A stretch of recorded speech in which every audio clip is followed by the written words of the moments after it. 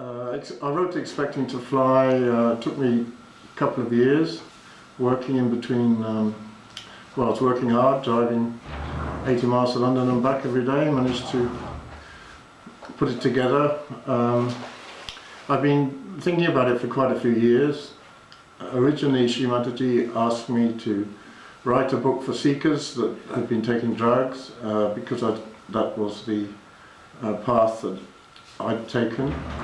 And it took me quite a while to figure out how I could go about writing a book like that, because I'd learned quite a few hard lessons, but I knew that people don't like to be lectured to. So eventually I decided that I would just try and tell my own story, sort of warts and all, just describe all the changes, all the experiences I went through, how they affected me, what the repercussions were, what they led to.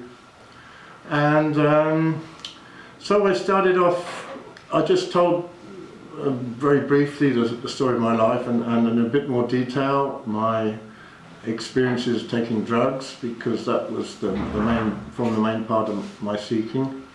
And I also felt that it provided a kind of platform to base the rest of the book on, because what happened was that taking drugs like LSD showed me that something was there, something really amazing.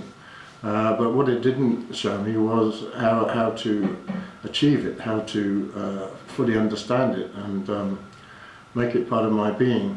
So I described literally the ups and the downs of the drugs, and then related back to them through the course of the book.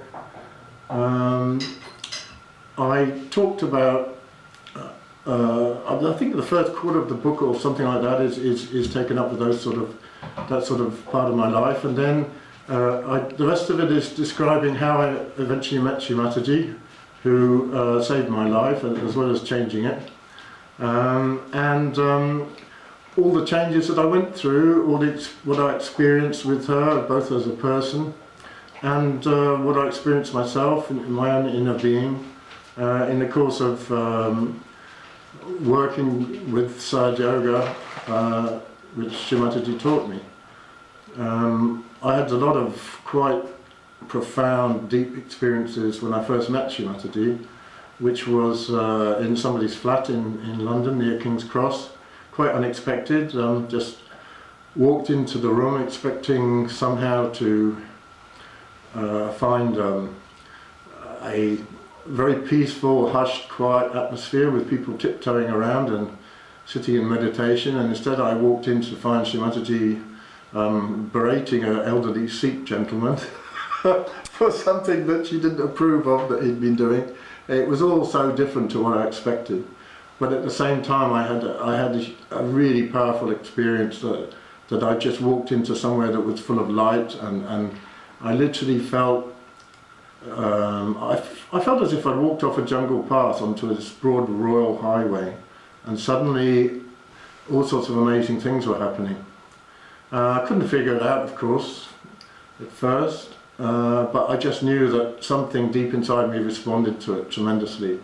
And so I then spent the next 2 years with Srimataji, with a number of other seekers, in which she worked on each of us, listened to our stories, taught us things, explained things, answered our questions, and eventually she said, right, well, I've done a lot for you to try and sort you out, and now I want you to pass that on to other people.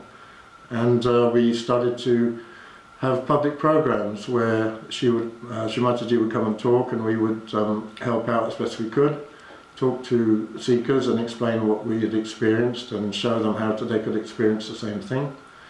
And that went on ever since, really. Sahaja Yoga gradually grew from that point in the West, and it's now grown to something quite amazing, and it continues to grow. And apart from in the outer sense, in the book I've described a lot of the internal changes that I was going through, how I came to understand the whole message of Sahaja Yoga, which is that you have a subtle system inside you, which has its own parameters, its own balances and its own ways of working that you have to learn how to harmonize with, how to tune into, and how to optimize the whole system, which can then learn how to take it deeper and to experience more.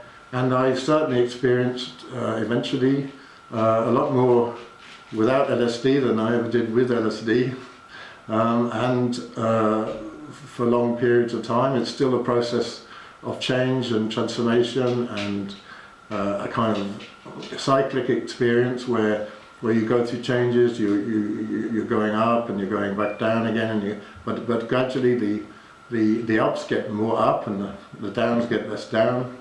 And I've got to know a huge number of amazing people all over the world. The whole thing's very rewarding on every level.